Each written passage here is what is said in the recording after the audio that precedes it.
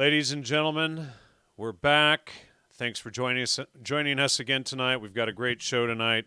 We're going to be talking about Sabbatai Zevi, or however you pronounce it. I'm not even going to get into the pronunciation. Todd pronounces it different than I do. We've got some good information going into his history, the history of the Holocaust and Zionism, and so some interesting tie-ins there.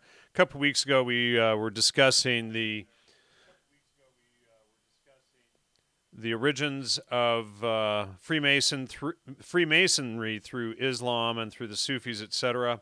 This is The Sufis by Idris Shah, with an introduction by Robert Graves, who worked directly with Gordon Wasson.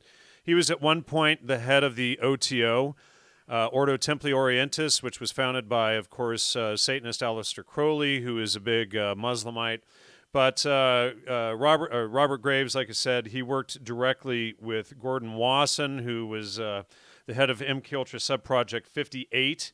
And Robert Graves is also, he authored these books, Greek Myths 1 and 2, and The White Goddess, and he was a poet and worked at Oxford. I think it was the university he worked at. But big occultist guy. But today, just a little bit ago, I was just flipping through and found this quote here I wanted to read for all of you. The Sufis are an ancient spiritual Freemasonry. Indeed, Freemasonry itself began as a Sufi society. It first reached England in the reign of King Aethelstan in 924 to 939 and was introduced into Scotland disguised as a craft guild at the beginning of the 14th century. And that is right here for all of you to see, just so you can all see that it's actually right there. That's where my finger is, right here. So anyway, I figured that would be, more evidence that it's an Islamic Gnostic organization. Everybody is so fond of calling it a Jewish organization, and I have in the past as well, but we're trying to get beyond that and look a little deeper into things rather than just constantly grabbing at the low-hanging fruit. So, Todd, welcome back to the show. Hey, thanks for having me on. Glad to be here. Glad to have you back as well, and let's see. I think we're going to have a great show tonight. It's more stuff that is hidden, and of course, we're constantly told to look the other direction on all of this. So, we're going to continue to swim upstream against all of the warnings not to, and against all the people trying to get us back into line for doing so, etc. So, anyway, where do you want to start off here? Why don't you start off with that quote that you wanted to read? Yeah, and just to let everyone know, tonight's going to be a little bit more of a jam session, and it's going to be based a lot on the work of Barry Chamish, Elad Pressman, and Rabbi Entelman, into the backgrounds of the actual nefarious sides of Jewry as it exists today. And it's just another example of Jews who say they're Jews, but they aren't. So, but to really seal the deal here, guys, I felt so dumb that I didn't have this in my last presentation. But if you go and look up the etymological roots of Kabbalah, here's what you find. I'm going to show that. I'm going to try and get that on screen here. I'm just pulling it up here as well. All right. So, Kabbalah, noun, Jewish mystic philosophy, 1520s, from medieval Latin Kabbalah, from Mishnaic Hebrew Kabbalah. Reception, received lore, tradition, especially tradition of mystical interpretation of the Old Testament, from Kibbel, to receive, admit, accept. Compare to Arabic Kabbalah. He received, accepted, hence any secret or esoteric science. All right, so the word Kabbalah, as it's related to Jewish culture, arrives in 1520s. Well, guess what? The Arabic word Kabbalah is 1,000 years older than that, perhaps, but it's definitely older. So which came first, the chicken or the egg? And Jan was right. When Kabbalah was coming up in Spain, that was I had to go look it up and figure it out. And he's right. That was during the time where the Moorish dynasty was basically still ruled most of Spain, but not all of it. So there's that. So I hope that really just kind of come on, guys. This is getting more and more obvious every day. But what I want to talk about is tonight is like the actual where things really went bad in Jewry and really muddied the waters really bad, and is technically why I think everybody hates them at this point in time. So that is because of a man named as Sabbatai Zevi, or as the fellow Barry Chamish says, that it really should be pronounced Sabbatai Zevi in the Yiddish or Hebrew, whatever. So the story of Sabbatai Zevi can also be found in the book I was reading from Gershom Scholem called Trends in Jewish Mysticism. And what we find out is that Sabbatai Zevi was a very odd man, and he was brought up in a rabbinical family, and he was given a lot of rabbinical training. Uh, and eventually he wound up a part of some kind of, Kabbalistic mystical school. But the deal is that this guy had really high highs and really low lows. So you can't think of Sabbatai Zevi without thinking of this guy named Nathan of Gaza, and he's a bit mysterious. No one really knows where he came from or anything like that. But he shows up on the scene in Palestine on the Gaza Strip, and we'll get to that. But Nathan of Gaza and Sabbatai Zevi, they go hand in hand together. So eventually, Sabbatai Zevi, because he would do like crazy things when he was on his really high highs, and he'd have these really mystical experiences, but then he would crash into these really low lows. And this is described to us by Nathan of Gaza. So what the Kabbalist Gershom Scholem, and Gershom Scholem says that Sabbatai Zevi is a Messiah. Okay, so again, Gershom Scholem, Zionist Party, Germany, says this weirdo is the Messiah of the Jewish people. Okay, so just take note of that. So what he does say about Sabbatai Zevi is that he most likely had some kind of manic depressive disorder, some sort of bipolar disorder. He was mentally ill. Sabbatai Zevi was mentally ill. Okay. Now, because he was mentally ill and he would do the wildest things when he was supposedly possessed by the spirit, he ended up getting kicked out of his little coven there of Kabbalists, and so he started wandering around a vagabond lifestyle. And so while he was wandering, he heard this legend of this guy named Nathan of Gaza, the new prophet of the Jewish people. So this Nathan of Gaza, which is in Palestine, and let's take note, because at the very end of the show last time, I was talking about a guy who had an experience with Abu Lafia in Palestine. So there it is. There still, it must be associated. Nathan of Gaza must, in my mind, must be associated with the same mystical traditions that were started by Abu Lafia. Now, Nathan of Gaza had a vision that the Messiah was about to return. So Shabtai Tzvi here's the legend of Nathan of Gaza saying that he's saying that the Messiah is about ready to return. So Shabtai Tzvi goes, wow, he must be a really holy man of God. I bet he can help me with my manic depressiveness. So Shabtai Tzvi originally goes to find Nathan of Gaza, the new prophet of the Jewish people, to get healing because he knew he was messed up. But when Nathan of Gaza sees Shabtai Tzvi, he has a mystical experience, so he claims, and says, here is the Messiah. Now, Shabtai Tzvi didn't want anything to do with it at first. He was like, what? Are you crazy? I came here for you to help me.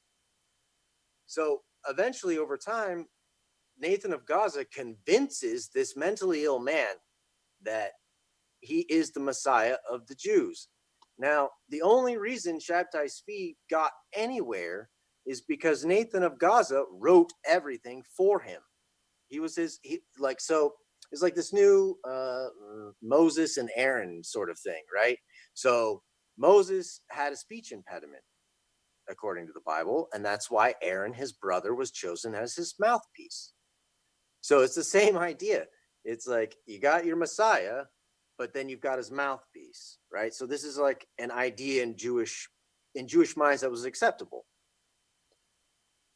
So in Kabbalism, as it had caught on with a lot of people, like I had mentioned before, the ideas of Kabbalism caught on with a whole lot of Jews, but it still wasn't an irrational method.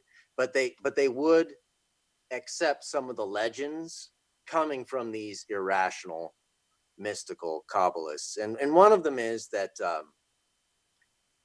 there are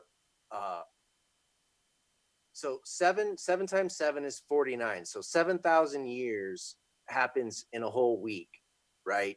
So they would say that there's this bigger timeline where there is a different law or a different Torah given to the Jews every 7,000 years.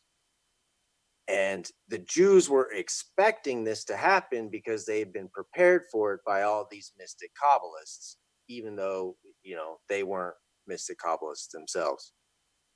So they were really hoping for a Messiah. And besides, during this time, they're highly persecuted, right? So you either had to like convert to Islam or you converted to Catholicism, and it was hard for the Jews at this time. So they wanted their Messiah.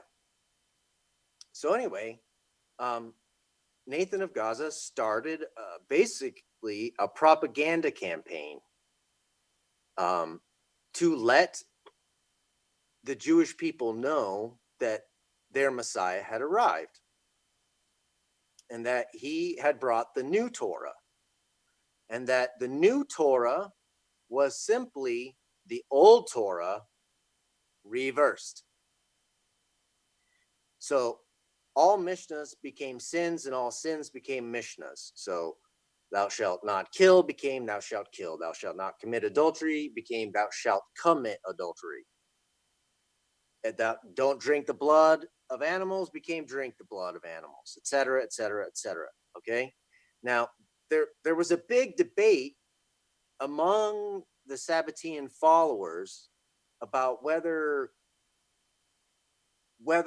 the Messiah was supposed to fulfill the new Torah requirements, which was the Torah in reverse, or whether they were all supposed to do it, because that was quite radical to all of them. So there were different philosophies on this that developed in the Sabbatean movement. So not all of them were, doing all these things. Some of them thought it was only for the Messiah to do and not for us to do. And some of them thought, well, that's for us to do too. So that's Shabtai Tzvi, and then that's where Jewishness went wrong. And just notice, it's so utterly simple. They just inverted it. Okay, it's It's the same satanic thing that's been happening over and over and over again. So any questions from the people that are rational and reasonable? There's only a couple rational and reasonable people in the audience so far. Most of them are just GDL shills. All right. So, and they don't know what an empty sock account is. They're just, it's like 37 thumbs down at the start of the show, and they're pretending that those aren't shill sock accounts. It's like, oh, come on. I mean, David Brown, you got to use your brain eventually. Like, you guys are really gonna make that argument that it's Jan's loyal followers who are so fanatical that they're gonna thumbs it down before the show even happens? I Right. mean, that's such a preposterous argument you're making there. Just be quiet with it. Yeah, You David lost. David Brown says, "Where is your proof of fake accounts and shills, retard?" It's like, well, here's one right here, retard. David Brown, let's show this one. Empty sock account, 2 subscribers, NPC. Okay, new account created. Let's go to this one. Here's Theodore McMaster, 1 subscriber, new account here. We can go right through the list and show how most of you guys, but look at this. See, it just started. And these shills, and I actually have so-called friends trying to tell me that this is all organic thumbs down against our show and not these GDL paid shills trying to suppress this stuff getting out. They don't want people knowing that there are ties to Islam. The official narrative is you have to say Jew, Jew, Jew, Jew, Jew. It's my Jews. That's all they say. It's my Jews, Jew. And if you diverge from that narrative whatsoever, if you diverge from the, neo-Nazi Islamic narrative of it's the Jews, then they come after you and you're a shill, you're a sellout, like these half-wits like Theodore McMaster and David Brown and the rest of these people. That's when they start the narrative of you're a sellout and everything. And we've in these 12 shows that we've done so far, the citations are on screen for anyone to check. So for those of you who can't check them, that says that that's about you. That's about your intellectual capacity, not about me selling out. Has nothing to do with me selling out. I have always used the trivium to follow the citations. I wish I would have checked the Talmud citations years ago before ever sharing them, because as soon as I did, there's this halfwit. He did a video attacking me recently, or about a month ago, and he would just show the one paragraph and say, and you were in his comment section, but he would just show the one paragraph with the one line from the Talmud, and then, of course, ignore the whole discussion around that one line. And then, like, a so-called friend, Caleb, was in there, and he's like, oh, see, it's true. What about the contradictions? And it's like, well, if you just focus on the rest of the discussion and not just the, one line with your myopia, you can see how the whole discussion actually debunks that theme. It's a law book.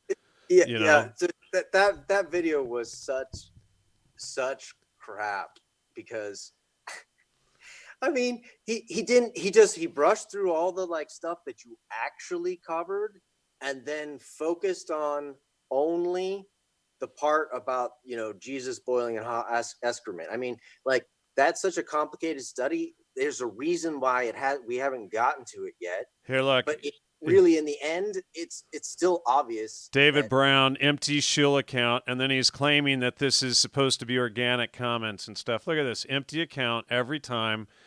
They're all empty accounts. It's probably HT or Albert Bashai or one of these guys who's who has to hide. Don't forget Steve. Huh? Don't forget Steve. Steve, yeah, Steve. He's in with them now too. So anyway, yeah, let's. Yeah. So. And what's interesting is most of these people aren't even the normal audience in here that are posting all this crap. Logos, my arse, you nicked it of Jones, you are anti-logos, whatever that means. It's not even English. But, see, they're not smart enough to realize that, hey, Alex Jones has a large platform where you can reach hundreds of thousands of people, and exposing people like this who are Islamist neo-Nazis hiding behind Christian rhetoric, and alerting to people that, to this agenda, that's bad. We should limit the audience. That's the mentality of these people. So, Right. if you reach more people, if somebody provides you a platform to reach more people, well, you sold out, man. Even though you don't take a dime for doing it, Alex Jones, producer, calls you up or texts you and says, "Do you want to come on?" You say, "No, not really. He threw me under the bus going on Alex Jones." And they say, "Well, we're talking about this today, and you should really come on." And it's like, well, all right, fine, I'll go on. But it's like. They can't handle any facts, and then it's like, and then Caleb is in there. Please stop talking about shills and present grammar. Thanks. Well, we've been doing that, so try to follow along. I mean, Caleb specifically has ignored every single bit of grammar that we've provided him for the last 2 weeks, every single bit, and then he keeps calling for grammar, and it's like, wow, come Well, on. that's fine. Let's not let them hijack the show. Yeah, exactly. There's lots Enjoy, of guys. Yeah. just whatever, man. Your story is shallow. It's an us versus them paradigm. There's no openness of dialogue. It's clear you have an agenda, and you are no longer open to logos, which is a discussion. You are quick to make accusations. You are quick to bring question on everything. There is not one single supportive comment from any of you. Not one of you says, "Oh, that's a good point. Let me think about it," and then come back with some reasonable, rational response backed by some historical facts that you can prove with primary citations. None of you do it. Not one. So it's clear you have an agenda, and it's not to be open and honest. So I hope you enjoy your will to power there, friends, because it's a short amount of time that you'll get to do it, because you're going to die someday, because you'll get old. And then what will happen to you, even if you expressed all that willpower? And Duck Speak just posted up a super chat, said, "Great content. Thanks to both." And thank you, Duck Speak. Thanks to everybody who's been supporting the show. And we had some great support last week. People are really beginning to see through these, GDL liars and sock accounts and everything, and these people just trying to overwhelm the shows with lies and bullshit and slander and libels. So really appreciate all the support for those of you out there who still are cognizant in the brain. For the rest of you, it's really sad to see that you can't, fact check, verify citations, etc. So we're going to move on. Greatly appreciate all of the support last week, this week, and much love to those of you who are seeing through it all. And so anyway, God bless you. For those of you who lie and slander, we forgive you. And we forgive your trespasses. We're Christians. We're not, Islamist neo-Nazis hiding behind sock accounts and pretending to spread truth like you are, and pretending that all of your thumbs down and hit piece videos are organic, spreading all your lies. I mean, who that is honest and a Christian needs to do that? So got to think about that a little bit, Caleb et al. Go ahead. All right. So where the Jews went wrong is with Sabbatai Zevi and Nathan of Gaza. And what they did is they took the Torah and they just inverted it. They didn't do anything special. They didn't create anything new. They just inverted the word of God and started practicing that. And they managed to get about half of Jewry to follow him. Now, there's a big debate about how was it that Nathan of Gaza was able to get this Sabbatai Zevi messianic message out to the Jews. Now, Barry Chamish seems to think that it's the Catholic Church. Another fellow named Elad Pressman, he happens to think it's the Marranos and the Templars. And I happen to agree with Elad Pressman that it is the Marranos and the Templars, because when when the Templars got persecuted, they already had a large community in their area of Jews called Marranos, and they were Jews who had converted to Catholicism in order to avoid being persecuted, right? So Elad says that he thinks that the Templars, a lot of them escaped into the Marrano community, actually, and that the Marranos were most of the pirates, and it is a Marrano navigator who navigated Christopher Columbus's ship to the New World. Okay, so these Marranos are crypto Jews, but the Marranos are also a sect of Jewry that arrived in that Moorish Spanish Empire. So it's very muddy there. It's obviously got Islamic hands all over it. So um, so there's that. So so what they think is because the Marranos, Elad Pressman says, because the Marranos were already mostly a seafaring people, and they did a lot of slave trading too. So when people were talking about the Jews who were into slave trading, well, it's these Marranos. Okay, they're like they're crypto Jews of a certain kind, uh, and they were buying and selling slaves with the Islamic Caliphate for a long, long time. And what people think that we're doing by exposing the history and primary text behind all this is we're defending the Jews. No, I mean you're talking about Marrano Jews, and it's funny is that for 10 years I exposed stuff behind Judaism, and then we start looking into Islam. Oh, that's bad. You don't touch Islam. And then when you start realizing the OTO, the Freemasons, the Shriners, all of these groups are tied to Islam, then you begin to understand why Islam is off bounds, and it's, all these liberals, their talking points are exactly identical to the neo-Nazis and the Islamists. And when you start to put this all together, it makes more sense than just, this easy, low-hanging fruit of everything is the Jews, always the Jews, 100% the time the Jews, don't look at anything but the Jews, so many people. It's like Brendan O'Connell a couple months back was saying that we shouldn't do any shows except for focus on Jews, and Right. I mean, how more obvious can it be? The whole truth movement now is just name the Jew, and all of you people who are like dopes and dupes, and you think it's a real movement, you're insane. You're crazy. It's not organic at all. This is a divide and conquer by paid by secret billionaires that worked for directly under the Obama administration. It's like, hello.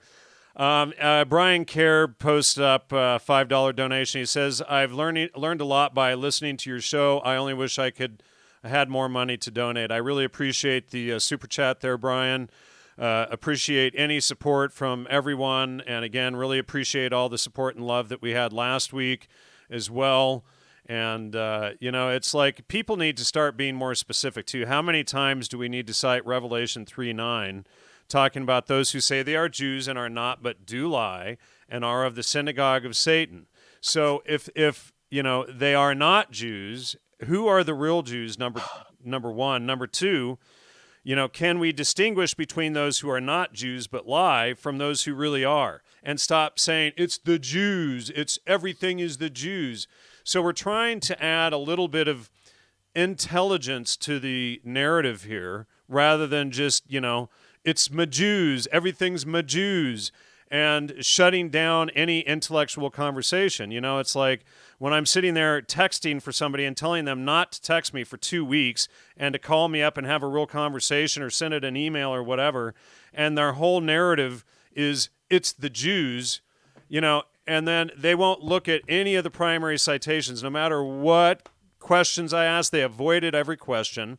They dodged every single primary citation. And then they come back every single time. It's the Jews. The Muslims are the victim of the Jews. Everybody's the victim of the Jews all the time, every day. That's all there is victims of Jews. And yeah, and notice it's even look. It wouldn't be so worrisome, okay, guys, if it was just a bunch of these, retard defense league people. All right, that wouldn't really bother me. But the problem is that you've got people like Owen Benjamin coming on every single day of the week, hammering it about the Jews, and then you got Notre Dame burning, right? And while it's burning, Vox Day is coming on live and says that the Notre Dame is burning because of the Jews. right, Okay, not because of Islamists, not because no, the Islamists have burned 2 churches in France every single day for the last year. It's the Jews. Oh, well, the Muslims were infiltrated by the Jews, so it's the Jews. It's like the whole mentality of black victimization. Blacks don't commit 51 to 56% of the crime on their own. It's always Whitey's fault. It's always the Jews' fault.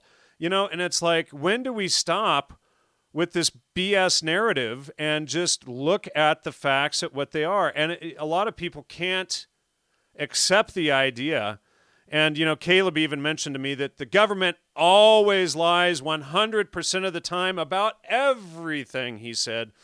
So they must have lied about 9/11. So therefore, it's the Jews, And it's like, okay, so 100% of the time they never tell the truth, sweeping generalization much.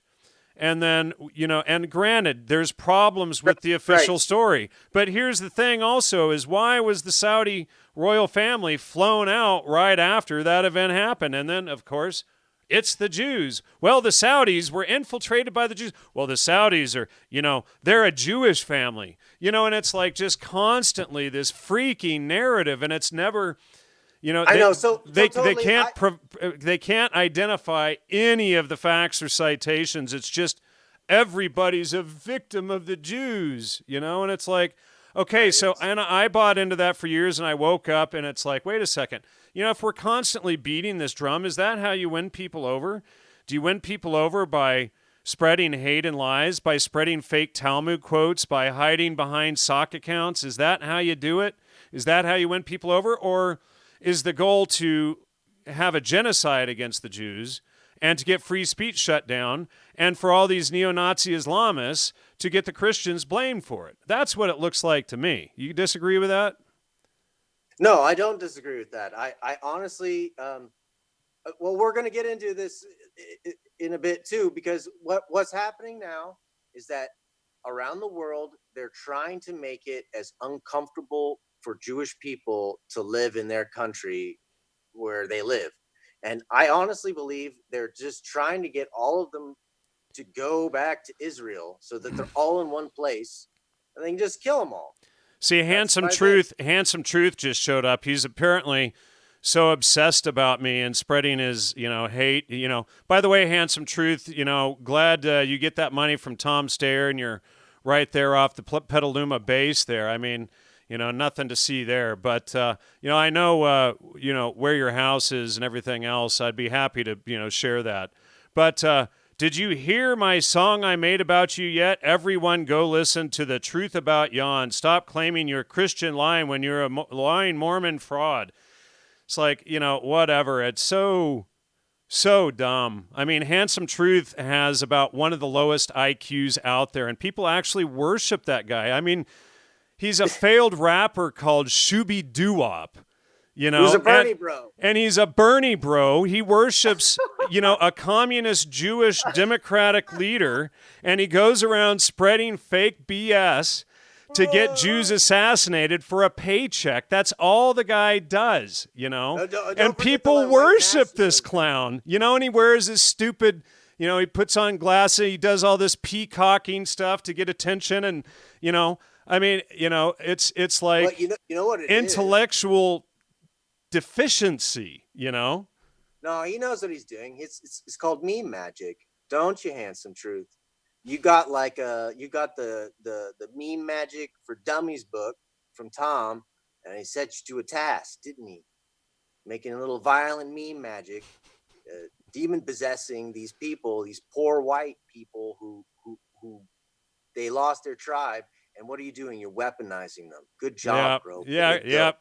Good job trying to get free speech shut down for your little paycheck there. I mean, you know, I thought you were getting off the internet. You made this whole sob story for all your GDL fanboys and everything who actually buy into your shit, all the people who are dumb enough to buy into your crap. But Journalistic Tools just gave a $5 super chat. He said, Ryan Dawson on 9/11, his movie The Empire Unmasked is named The Dancing Israelis and the Arab Connection. Good stream, Jan. Love your work. You know, so, you know, here we go. Because everybody, and Lloyd had said that the dancing Jews were, you know, there was an Arab connection there too a few weeks ago. So, and if you, anyone who takes a real good look at the dancing Jews, they all conclude that they were there meant to be seen. Anyone who takes a clear look at that, little money, says they were meant to be seen. You know, some paid actors there to be on camera so that, you know, I mean, how many of these false flag ops do we see actors there who were paid to be there? You know, it's like, I'm sure Handsome Truth, you know, John Menadeo of Petaluma, California. Look that up, folks, if you want to find his address. He's 36 years old, lives in Petaluma. You know, he right near the air base there. You know, this is your leader, and but you know, these guys, they have to go with that narrative of hate and spin and lies, and selling that narrative. And you know, granted, you know, we're all dupes at one point or another in our lives, but John Menadeo, I mean, come on, really? The GDL, the Goyim Defense League. You know? It's obvious. It's obviously Meme magic, peacocking, that's your leader? Come on. And he takes a paycheck from somebody who works for the CIA? Really? Like, come on, GDL people. Seriously, I mean, you know, I don't know why you're not up there in Petaluma beating down John Menadeo's door because, you know, like, what the heck, man? This guy is trying to get free speech shut down, and he's trying to get more genocides like the Poway shooting down near San Diego last week. That's what he's after, you know. And so, and he wants the Christians blamed for it. Of America. He right. wants the fall of the Judeo-Christian faith. Okay? You know, that's what he's after. And and all of his talking points are directly neo-Nazi and Islamic. He shares their playbook, folks. Meme magic, peacocking, the whole thing. That's your leader. Really, that's him, you know. Wake up, folks. All you guys are, you know, being taken for a ride by that clown. I mean, somebody who needs peacocking to get your attention, shooby-doo-wop. Come on. Yeah, you know, obviously you're obsessed with me, HT. Go make some more music, all you people. You know, I honestly, I forgive your transgressions, and I really appreciate all of the free advertising you're giving me because people are really beginning to see through all your lies. And I'm glad that you people act so stupidly and overbearing that you expose yourselves as the frauds you really are. Go ahead. That's been fun. All right. We got that off our chest now? Oh, yeah. Can we just start muting them all? Amy James, you can start muting these clowns. Thank you. All right. Now that we got that across, you're just, if anyone's taking that dude serious, Handsome Truth and all the rest of them, and you're taking them seriously, you're getting taken for a ride, man. You're getting lied to and played. Stop it. See, you know, and Handsome Truth and all the rest of them, they have to log into every fake sock account they can. And you know, and then they get people like Caleb and like Jesse Spots to actually believe that all the hit pieces are organic. You know, Jesse Spots did a hit piece against me recently too, but don't claim it's not a hit piece. And he couldn't even address a single line of our research. He just, you know, well, I'm glad Jan said I told him not to swim upstream so that I don't have to say that I said that, you know. Good grief, All man. right, well, let's get back to this, because honestly, this is a revolutionary revisionist history that you really everyone needs to take seriously, in my opinion. And again, it's Barry Chamish. You can buy Barry Chamish's books; they're excellent, and it will help out on this story a lot. So, okay, we're back to the Marranos and the Templars. Marranos and the Templars. Now, the Templars, they have a castle in Tomar, Portugal, and it's built on the same lines as the Dome of the Rock. Even though I don't really see the similarity, but they always describe it as being built in the way of the Dome of the Rock. And the reason for that is because for about, I guess it was 70 to 100 years, the actual Knights Templar occupied the Dome of the Rock. And what is coming to be, so what Barry Chamish and Eli Pressman like to discuss is that this is actually what they considered to be Solomon's temple. But this whole idea that they were digging in Solomon's temple for treasures is probably absurd. What the treasures actually were these Freemasonic practices that were given to them by the Sufis who occupied the Dome of the Rock.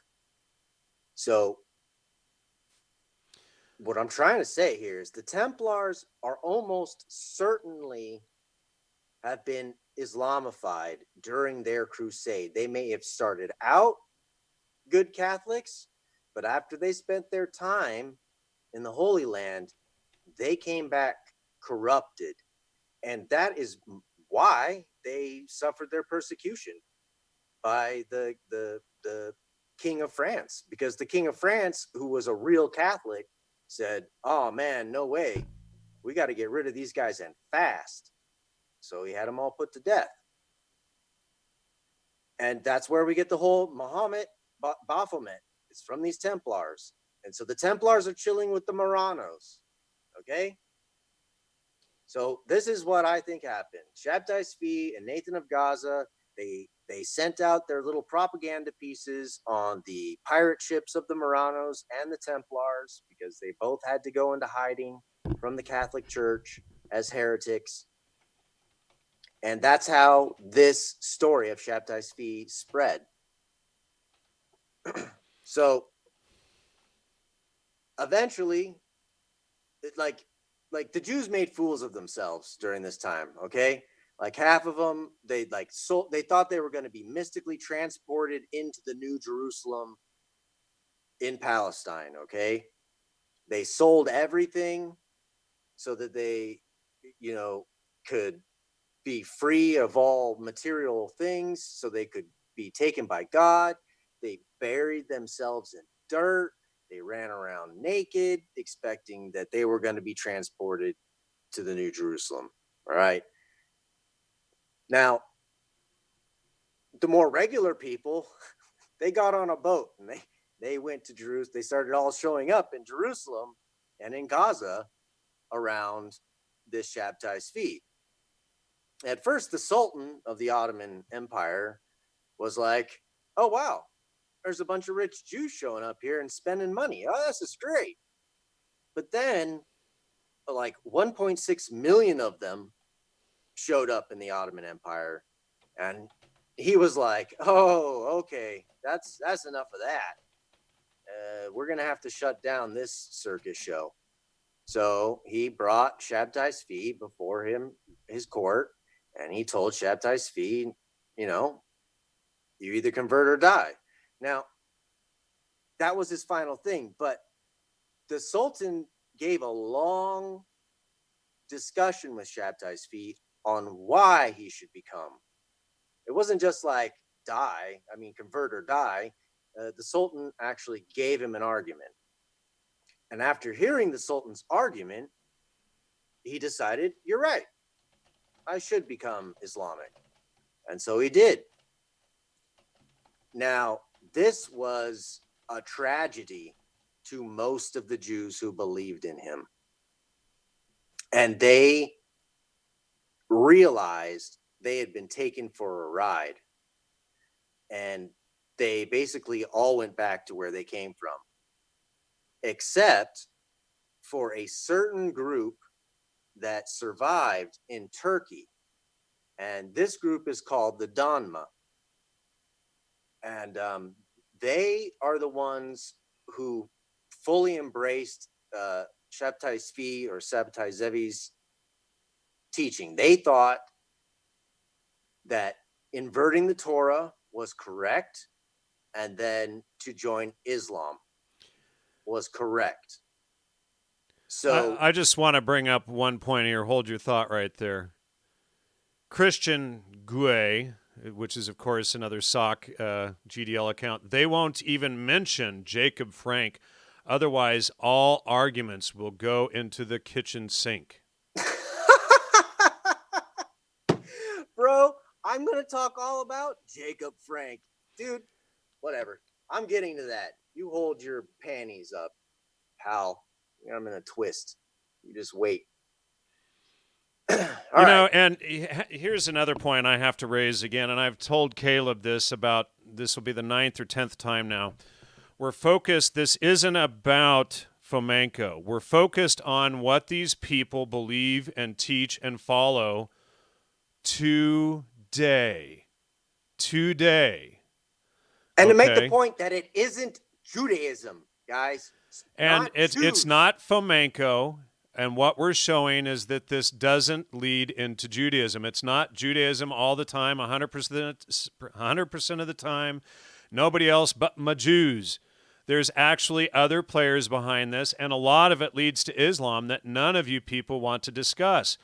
You know, Fomenko isn't the only authority out there. I love reading Fomenko too. I think his work is fascinating. You know, but I have not gone through and fact-checked every single one of his citations, and neither have you, Caleb, or anybody else.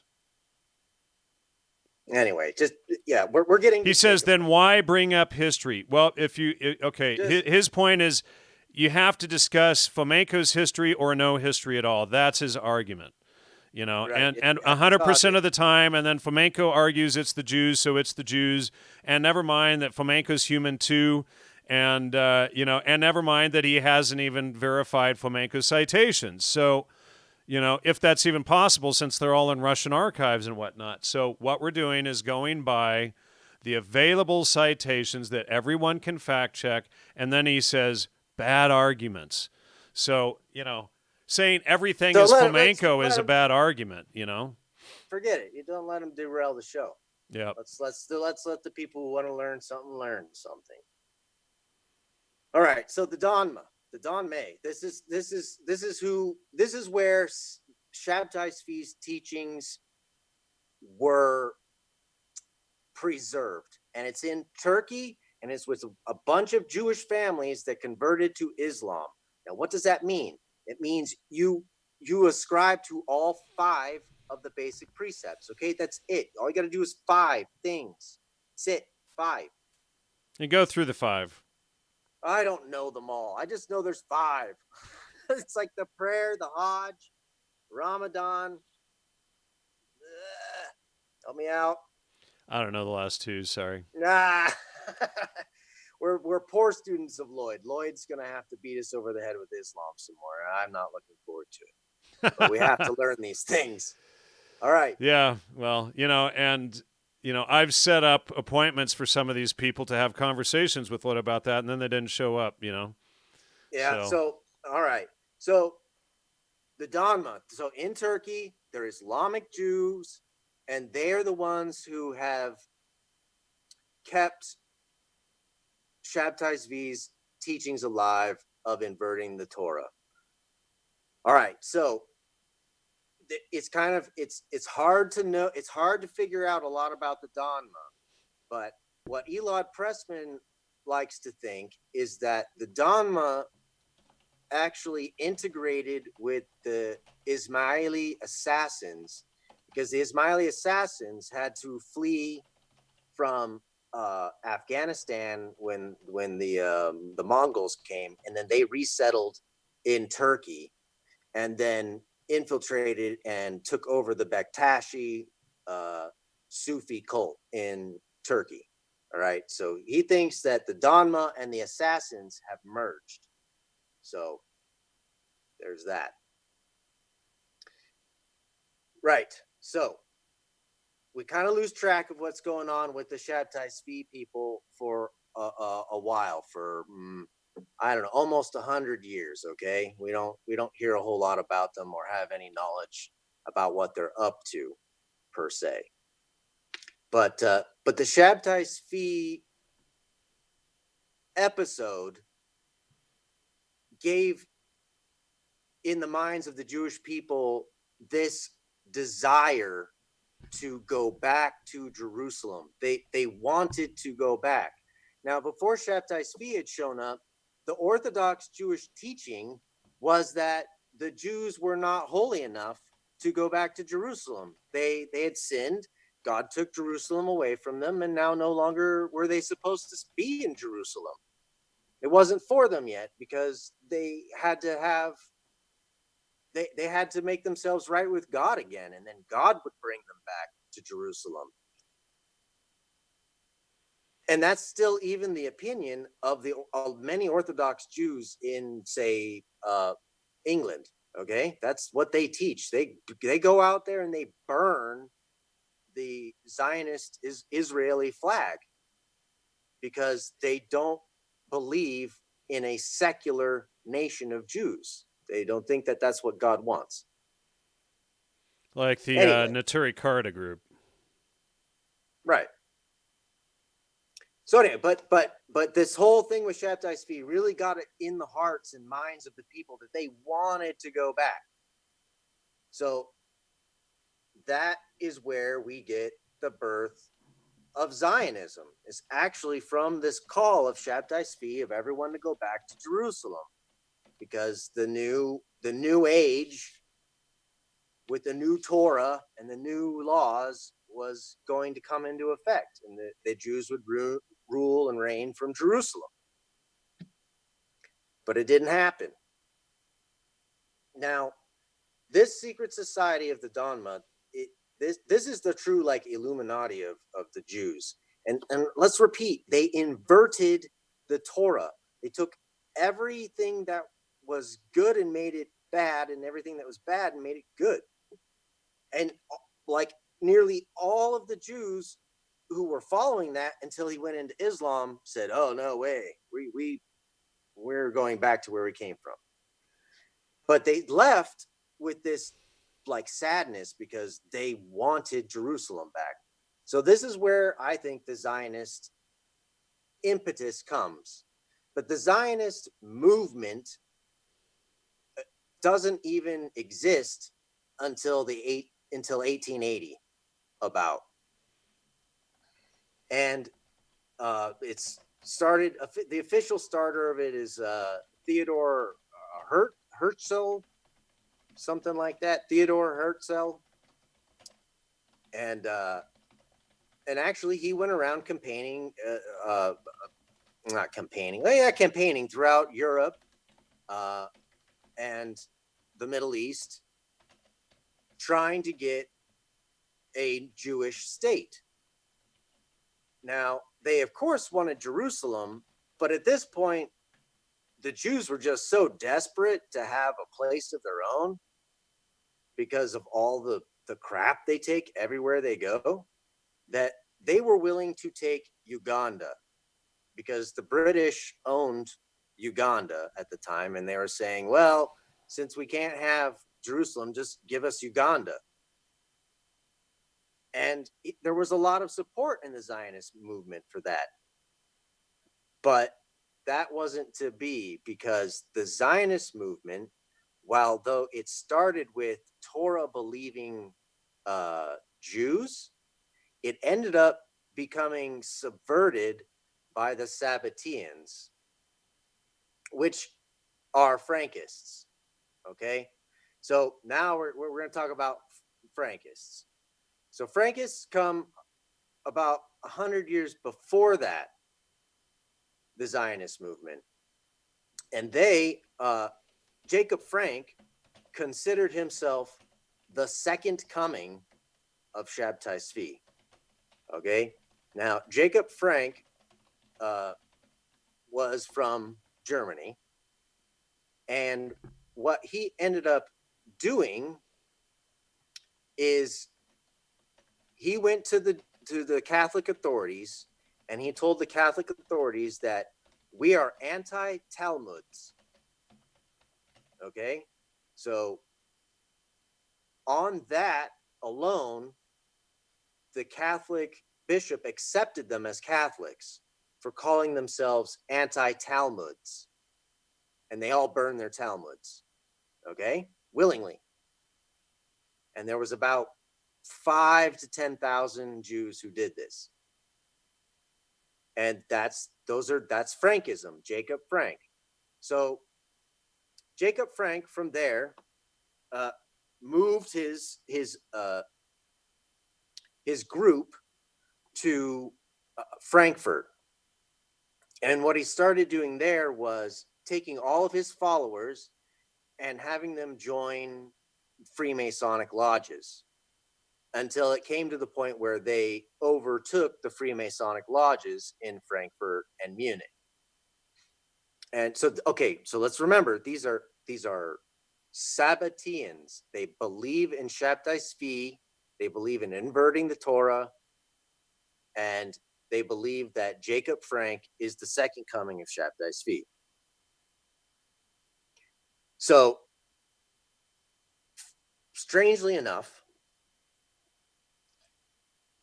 he is in Frankfurt at the same time as Adam Weishaupt and Rothschild. Okay, so they're all in the same city, all at the same time.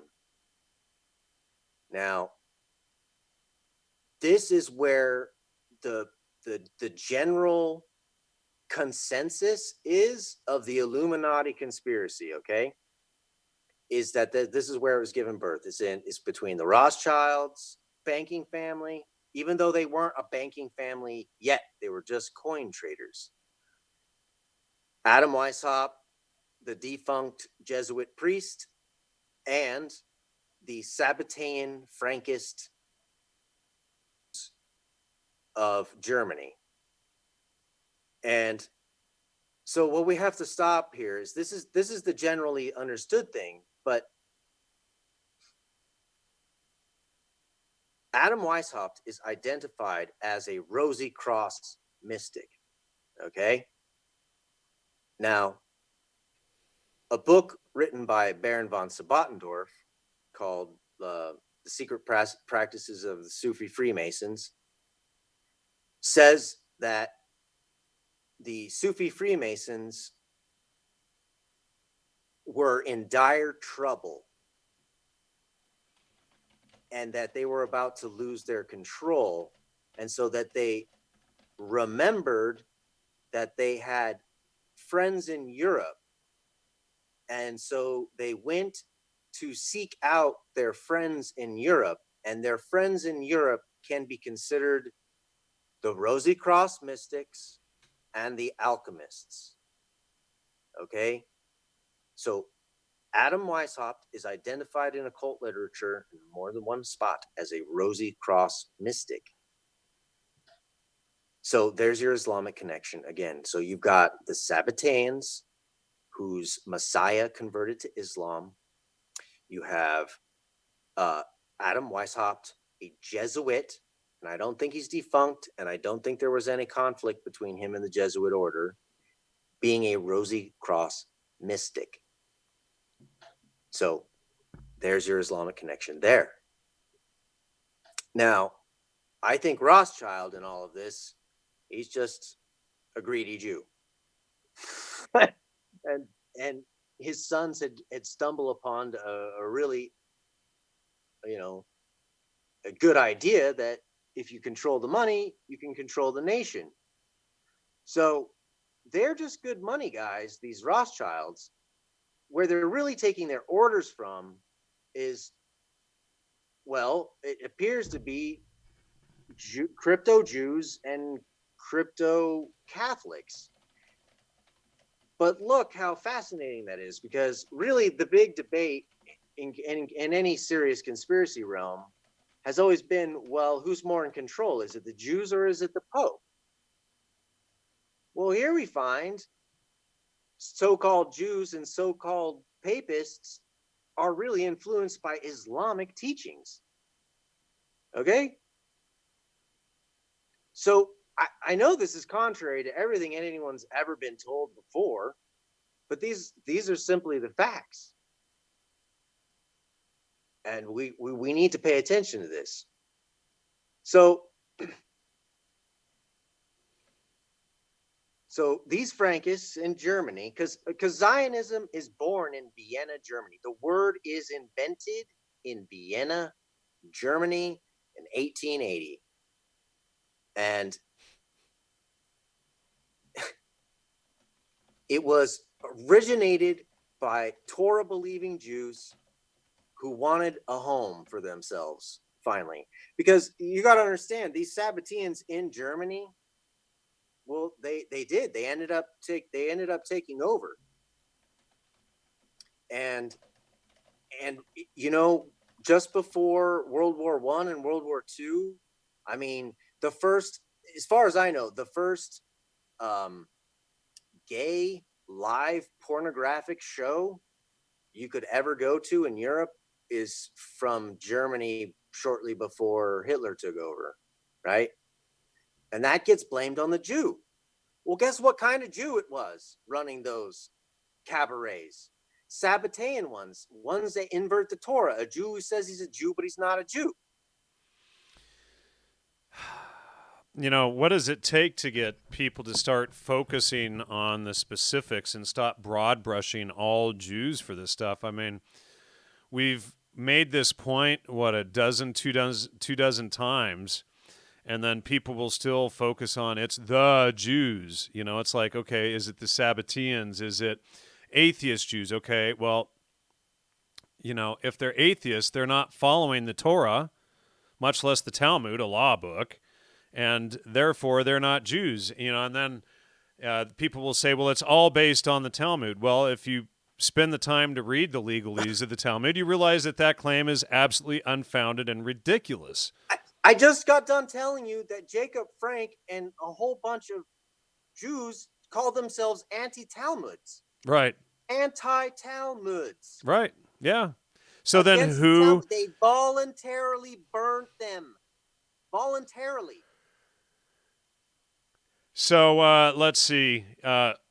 Utero Band says to me, by the way, we have no association with Islamic groups, nor do we have any affiliation with neo-Nazi groups. Please stop the unnecessary slander as we are only respectful in your dialogue. Well, that's not true. They're not respectful, but here's the thing, is all of their talking points are directly from Islam and from the Nazis. So if you're using all of the same exact talking points as Islam and the Nazis, then you are affiliated with Islam and the Nazis. You know, you may be a dupe, you may be ignorant that that's what you're spreading, but that is what, in fact, you're spreading. And if you don't realize that, you need to wake up. At least some of you who have your wits about you, go and search out a film called Obsession. Type in on YouTube, Obsession and Islam. It should pop up first. And that video will break it down for you how closely affiliated these, Islam and Nazism are. And then as we've already shown, the KKK, again, one of these same or similar hate groups whose book is called the Quran. Thank you. It just brain farted right when I went to say it. And then you start realizing, wait, the KKK, the Nazis, and Islam all go by the exact same talking points that all of the GDL people also use. Then you go, well, 1 + 1 is 2. And so, some of you are no doubt dupes and don't have, the cognitive ability to realize that you are selling Islamic neo-Nazi KKK talking points. but that's what you're doing. And that's what Handsome Truth, John Menadeo, Albert Bashai, these guys, that's what they've got you wrapped up in. And then you go in and you take over chats to shut down free speech. If you have to think who benefits. And when you look at the play out of this, the only group that benefits is Islam. So how can we not call you Islamists or Islamic apologists? And so, you have to start seeing the bigger picture on how you yourselves have associated yourselves with that agenda. And then when you get... And honestly, I don't even care about proving whether you're really like a true jihadi or not. The point is that what you're getting played for the things that are inspired by Islam. We're making a point after point in these shows that I've been doing, and everything leads back to a mystical tradition that was passed on from the Arabs and the Islamic world into the Jewish Christian world. Okay. Right. Not the other way around. So this guy Udo Roban just says again, we have never said a single word of support for any of these groups. They go around with all of the exact same talking points. The only group that benefits is Islam. It's not hard to figure out. There was a shooting last weekend in Poway, near San Diego, at a synagogue where the people followed your talking points. Somebody was murdered because of the dumb shit you idiots spread around. And I don't care if you think you're Christians. A Christian doesn't go around spreading lies and hate like that. You stick to the facts and the truth and whatever you can prove. You stick to Logos. You don't go around and spread a bunch of lies so that people go into synagogues and start shooting up the place over fake Talmud quotes and lies that you people spread. Try for a minute, you guys, to use your brains. This thing in between your ears, that you were given to hopefully think with and come to truth. But you're all using the same stupid talking points. Again, go watch Obsession the film and you'll realize, oh, we're Zoroastrians. Well, so was Muhammad. Never mind, forget it, It's like, wow. They don't get it. Theodore McMaster in the troll account is all caught up. This is such a shit show. Let's keep going. Yeah. Let's keep going. So I was talking about Zionism. Zionism was originated by decent Torah-believing Jews. It gets co-opted by Jacob Frankist, Sabbatean Jews, and in fact, the original leader with Theodor Herzl, he tried to get the Palestinian and Jerusalem for the Jews, but when he went and talked to Kaiser Wilhelm, and then he went and traveled with Kaiser Wilhelm to Jerusalem to talk about it, and then went on to Constantinople to talk about it with the Ottoman Empire leader, the Ottoman Empire said, no, you can't have it. We're never going to give it to you. You can stop thinking about that. And so he gave up on it, and he said, all right, we'll take Uganda instead. But that doesn't play along with the goal, because the goal is to get the Jews into Palestine and Gaza, right? So he goes in after these failed mission with Kaiser Wilhelm to try and get it. He goes back and he tells the British. So there's this group of royals who think that they're Jews, right? In the British Isles. It's called the British Israelite movement. Okay. And so for a while there, the English royalty were kind of acting like they were Jews.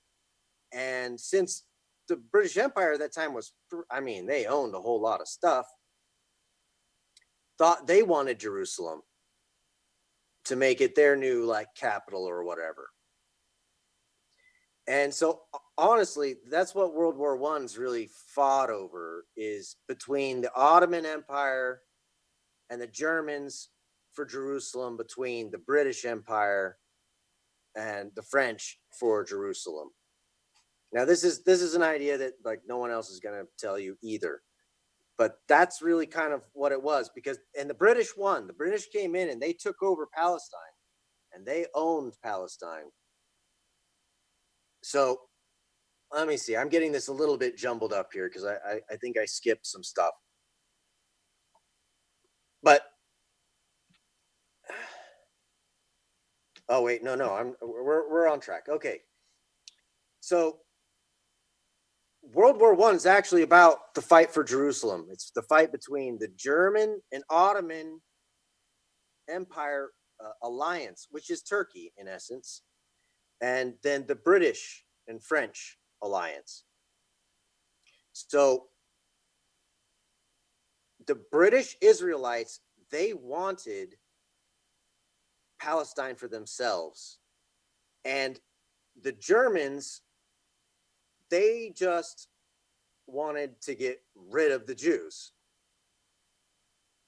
And so there was this competition about how to handle the situation in order to get the Jews out of Germany and all congregated in one spot.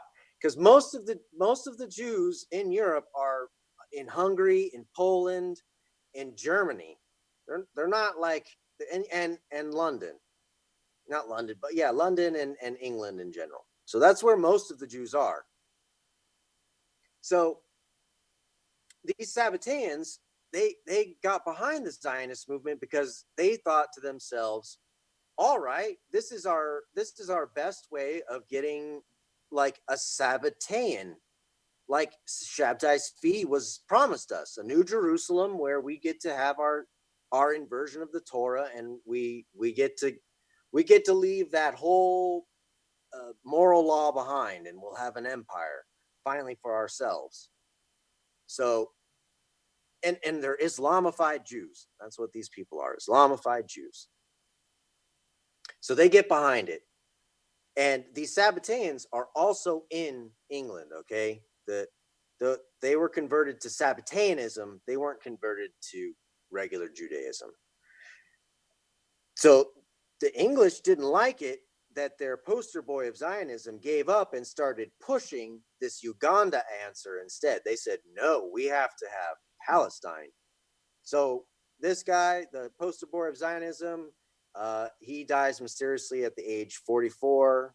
Everyone says that he worked so hard that he had a heart attack and fell over dead at age 44.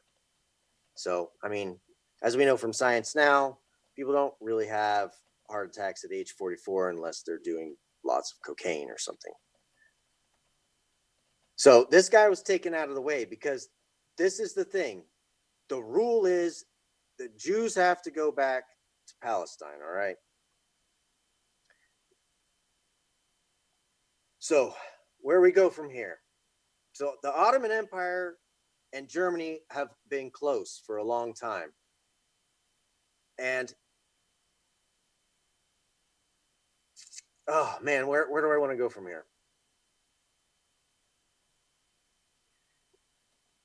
Like I just want to real quick, I just want to hit this. So in World War I and World War II, the German military dropped pamphlets over the Middle East trying to tell all the Muslims that they were the friends of Islam. Okay. Over and over again, like millions and millions of pamphlets they dropped over. I mean, even some of them in World War II called Hitler Isa, which is the name of, Jesus in Islam. So like they were really hardcore trying to associate themselves with the Muslim empire. Okay. So hold on, I have one here for you. And we've just covered all of this, so this is irony at face value when people can't clear the wax out of their ears or something. But Nazism was supported by Zionists to promote anti-Semitism, to get Jews out of Europe. That's why Weizmann negotiated the transfer agreement with Heydrich. Yeah. So the Zionist party. Okay, so before the transfer agreement of 1933, in 1932, there were 232 Jewish organizations in Germany. After the transfer agreement in 1933, there was one, and it was called Labor Zionism. Okay? One allowed Jewish organization. And the thing is that I don't honestly think at first. No, I can't say that. I can't say that. What I can say is that the Sabbatarians hate the Jews as much as Islam does. Okay, guys, this secret cult of inverted Torah weirdos is pissed off at all the other Jews who didn't like that their Messiah converted to Islam, who says that having sex with kids is okay, who says raping women's okay, who says killing people is okay. Like, it's an inversion of the Torah, maybe, just maybe. And maybe that's why they thought being Islamic, oh, wow, oh, we don't have to invert anything anymore. Oh, the Prophet Muhammad, yeah, oh, this is the new Torah. We get to just do what we want. I get it. Yeah, you ever think that maybe? And they just keep this idea of being the Jew so that they can create a boogeyman. Right. Well, and so the North in the chat says, what about when it really is the Jews? Okay, and by using such language, he's painting all Jews rather than trying to be specific. If a specific person or a handful of people do a specific thing, well, then accuse that specific group. It's like Jesus's death being accused on all Jews. No, it was based on the group that was there, that was actually in attendance, not all the Jews. So we have to use an iota of critical thinking when we talk about the Jews. We have to be specific. And then he goes on and he says, I mean, it is the Jews sometimes, right? So what he thinks is that all the Jews act in a chorus, to commit certain things rather than being specific. Okay, was it this person? Was it that person? Let's be specific. Stop using sweeping generalizations. I mean, your own statements reveal the stupidity of, or your own questions reveal the stupidity in them.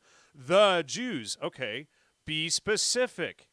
Why are we accusing all? And we have to be specific about Islam. But the difference with Islam is that these are tenets that are built into Islamic beliefs. Whereas you guys go around and create fake Talmud quotes and things that you spread around. You create, sweeping generalizations and lies. We just finished a 7-part series with Lloyd showing how the Islamic texts show these things in their beliefs very specifically, whereas you guys have to make up lies. There is a huge difference in that. When one is based on the belief system itself or the belief/political system itself, that's one thing. When the other one, you have to make up lies and create sweeping broad brush generalizations, and you can't, focus on any facts. Everything is about the Jews. Even the Bible, Revelation 3:9 tells you those who claim they are Jews and are not, but do lie and are of the synagogue of Satan, which is what Todd has been discussing here the whole show. Learn to be specific. Clearly, those who violate and who do lie and who do those things aren't Jews. If they're atheists, quote unquote Jews, well, the idea of a Jewish race didn't even come along per Shlomo Sand's book, The Invention of the Jewish People, till the 1700s. So then why are we accusing all Jews of the crimes of atheists? Well, shouldn't we be calling them atheists? So, what we're trying to do is get people to learn to be more specific and stop using this retarded language. It's like, it's, my Jews. It's like, the language is so dumb and ridiculous. It's like, come on. And we're trying to show you that there are all of the Islamic ties into, like, I started off the quote, from Robert Graves' introduction earlier, who worked with Gordon Wasson, who is tied directly to MKUltra. Robert Graves was in the OTO, started by Aleister Crowley, who is tied to Islam again, who was, Islamists follow will. Christians follow logos or truth. They're entirely different. And most Jews, if they're following the Torah, they actually do follow logos. They may not believe in Jesus, which they should, but they still follow logos. And if they're doing those things, guess what? We shouldn't be really calling them Jews. Maybe there are some that are very bad Jews who would follow the Torah and do those things, but if they're doing that stuff, we can't be calling them Jews, or Sabbateans, for instance. These are people that invert the Talmud, that invert all of this stuff and use it for ill. And as you showed last week, Todd, that's what the secret Talmud is they take it and they switch everything around and invert it and take the letters and mix it all up and create a bunch of cognitive dissonant crap that for magic and for split personality, and then all of the Jews get blamed for that. And so we have to start looking at this. Wait a second, why are they doing this? And why are all Jews getting blamed? Why does Revelation 3:9 talk about those who say they are Jews and are not, but do lie and are of the synagogue of Satan? Aren't those exactly like the Sabbateans? So what we're trying to do is get people to think about the specifics and stop the hate speech and the stupid crap that the GDL, et cetera, are spreading around. And we're trying to stop any more mass shootings like this garbage that happened, in San Diego at the synagogue last weekend. Exactly. That's the only reason I'm up here, people. I mean, I was perfectly happy to remain in anonymous town and never show my face, but it comes a time where you have to get up, stand up, and do something. And we can't just let this keep going on. And I figured out that there's a wider story, and we've had a bait and switch. We had a hardcore bait and switch. I used to believe that whole nonsense of the Saudi Arabian Jews too. You know what? And you, Todd, were adamant fighting against Lloyd day after day, week after week for several months before it all clicked in your head and you went, oh crap, And so, what we're trying to do is just, get people to realize that there is more to the narrative than you're being told. Yes, exactly. I mean, 2 months, every spare moment I had researching history, occult literature, and all the rest. And the story becomes more and more clear that honestly, the entire Zionist movement was a way for the Sabbateans to cull the herd. Okay, they hated the Jews that didn't stay true to Sabbatai Zevi, who didn't want to follow. And they thought that Sabbatai Zevi, Sabbatai Zevi was the Messiah. Not Jesus, but this Satanist, mentally deranged guy who had bipolar and whatnot, who led them all astray and then joined Islam because it's about will. Right. Exactly. So they hate Torah believing Jews. They hate them. They want them dead. Okay? Because remember, Sabbateans say that thou shalt not kill becomes thou shalt kill. Now, after the originator of the Zionist movement ended up dying, it got taken over by another guy. I can't remember his name. But in a speech, he says specifically, and this is before anything had happened, okay, with Hitler. This before Hitler, okay, had arrived on the scene. And he tells the International Zionist Committee or Party or whatever the heck it's called, that the coming Holocaust will be hard on the Jewish people, but after the end of it, we will be left with Jews who are good and strong for the Zionist movement. Okay, the guy used the word Holocaust before Hitler ever showed up on the scene. And he was a Sabbatean Jew. Islamist, a fake Jew, Yes, a who was fake trying to Jew. get the Jews genocided. And today, so many people are accused for what these Sabbateans and whatnot do, and the atheists and whatnot as well. And so, honestly, you could find if you do, because I used to be, a fan of Hitler. I don't like to admit it, but I just did. And you could do research, and you could find these Jewish camps where the Jewish individuals who were in that camp were treated very nicely. And they thought, like, wow, Hitler's a really great guy. He moved us into this Jewish community center, and we get to learn all about our Jewishness and blah blah blah. Well, guess what? Those Jewish community centers were run by Zionist Labor Party people, and they shipped them all off to Palestine. Now, the ones look, so like the most hardcore Torah believing Jews were in Poland and Hungary. Now, what happened to those Jews? They were wiped out hardcore. None of those Jews were allowed into Palestine, and they tried to go.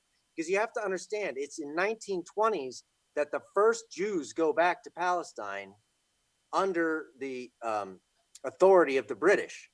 Okay, so the Zionists have been trying to move Jews over there, but they're not very successful.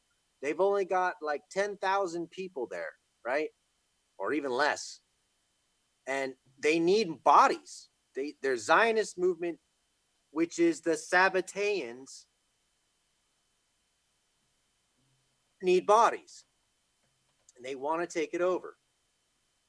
So in 1933, they signed the transfer agreement, and the transfer agreement basically says Hitler make it as uncomfortable as possible for the Jews to stay in Germany. And tell them that if they're willing to trade all of their wealth for your goods, that we'll bring them down here. So, they ended up sending about 60,000 Jews from Germany into Palestine from this transfer agreement. And this is from 1933 until 1939. And Palestine, and Rothschild built the first city, and it was like this burgeoning little metropolis area starting to take shape.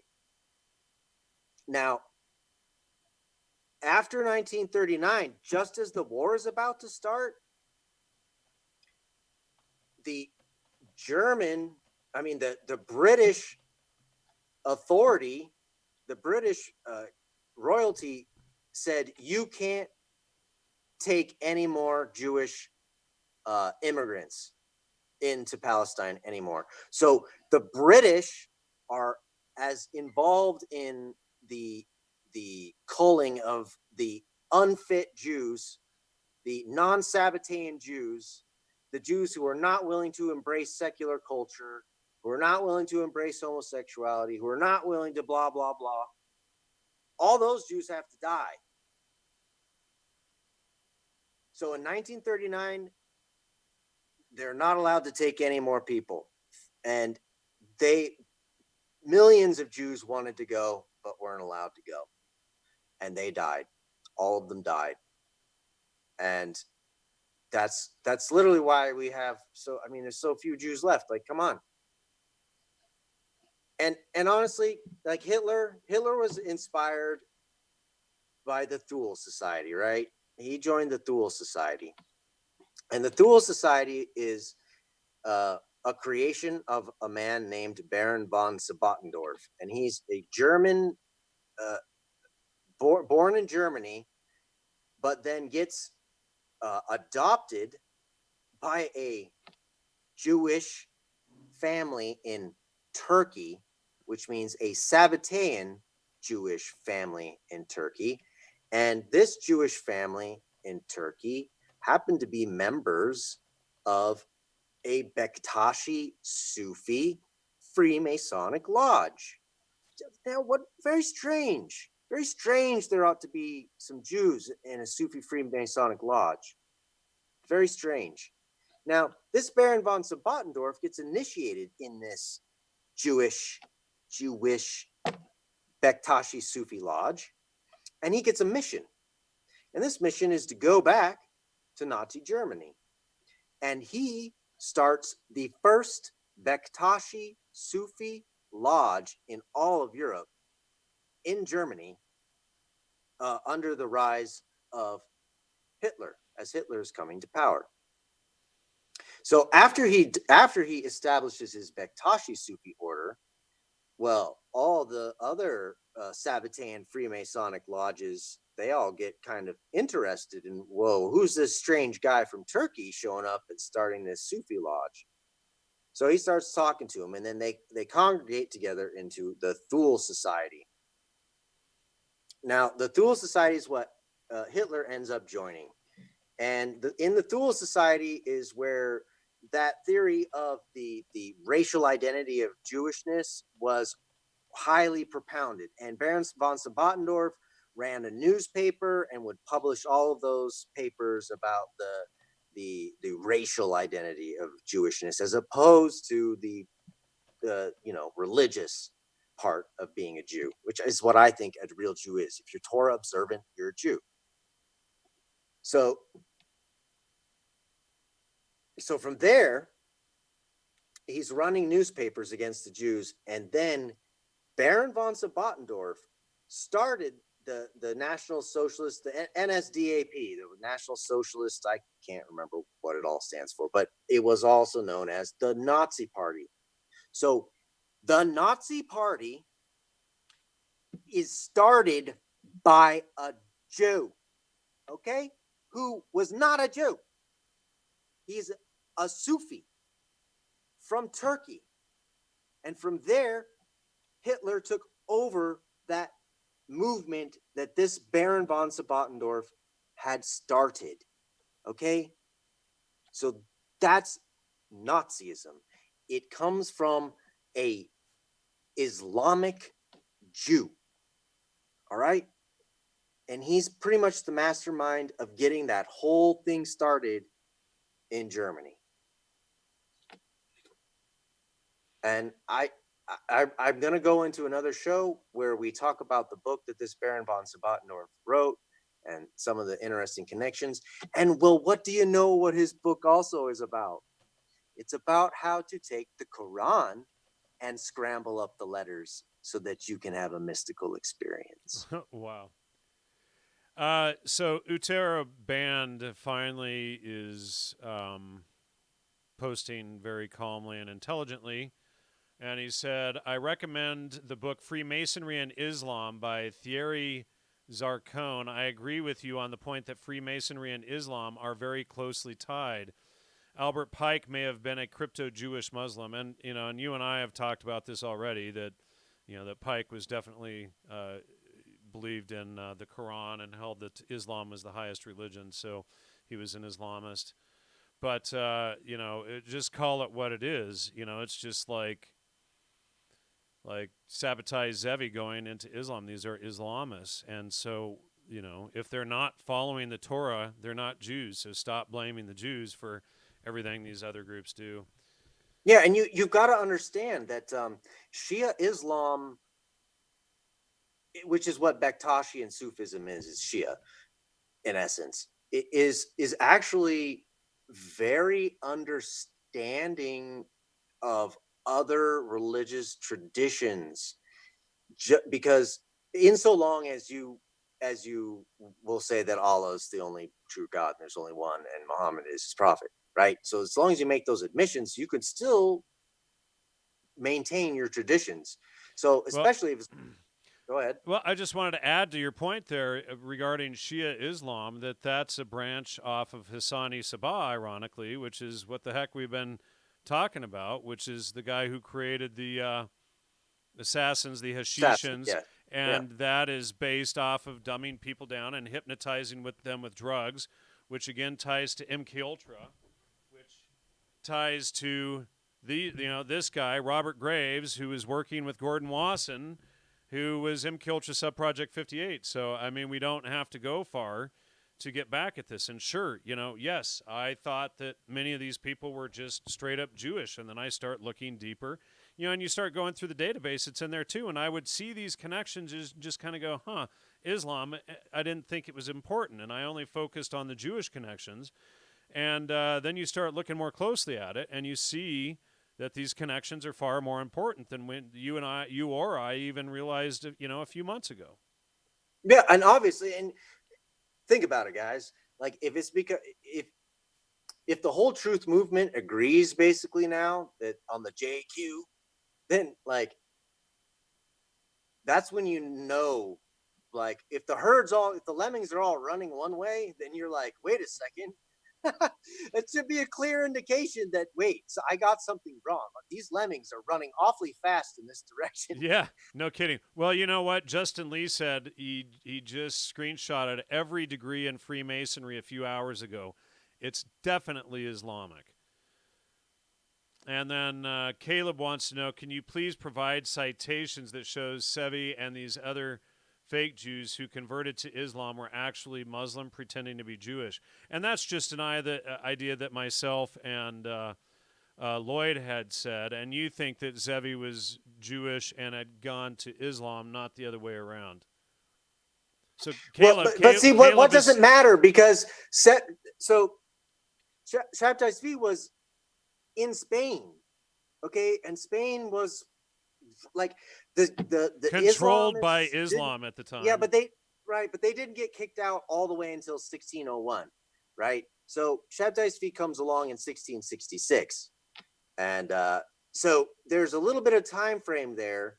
So what I'm trying to tell you is he was a Kabbalist. I told you he was in a Kabbalistic secret school, and I went and told you the definition of Kabbalah, the etymology of Kabbalah.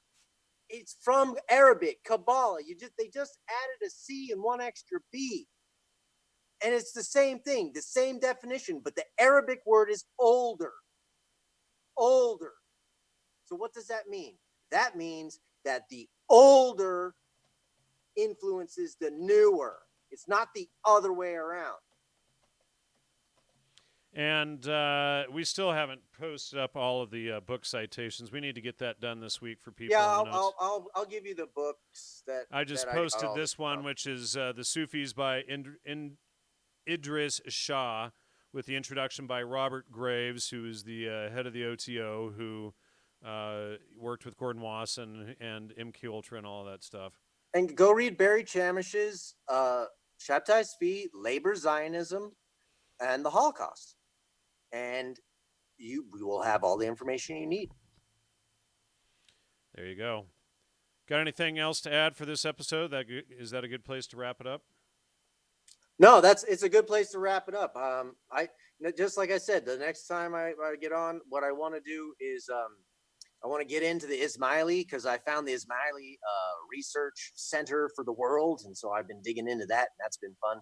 And so after that, I just want to go into the Baron von Sabatendorf book, and I want to show you how Islam created the Illuminati. Islam is behind the Illuminati, and it was behind Nazism and all the rest. And I can prove it, and I'll have citations next time.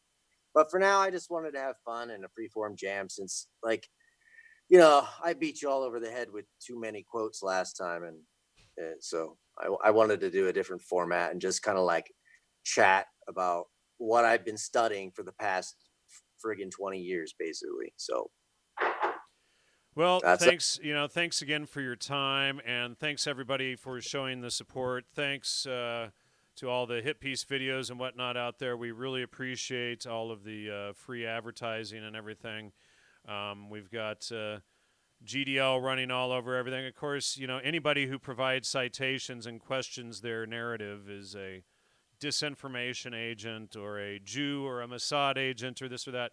When you can't think, you make up lies and spread dumb crap, right? Angry Ice Wolf. And so anyway, thanks everyone for your participation. And we appreciate all of the free advertising and everything that you guys have been doing for us, and trying to suppress this work. And I mean, as they say, any publicity is good publicity. And of course, we forgive your transgressions, as we are Christians, and that's what we do. And hopefully, you can learn that spreading hate and lies and whatnot is the least Christian thing that you could possibly do if you're trying to win people over. Thanks, everybody who participated, and thanks for all the comments and whatnot. Thanks, Todd, for your time, and we'll figure out. You know what? Next week I might not be able to do a show. I have doctor's appointment and another appointment that runs right up to 5, so I'm not sure if I'll be able to get home in time at all to do a show. I needed probably I need a month so I can just knock this next one out of the park. Yeah. Well, Caleb says he wants to talk to you. We had tried to schedule a talk with you and Caleb and Lloyd this week, and he didn't show up. So I'll leave it up to you if you want to talk. And anyway, take care, folks, and see you next week. See ya.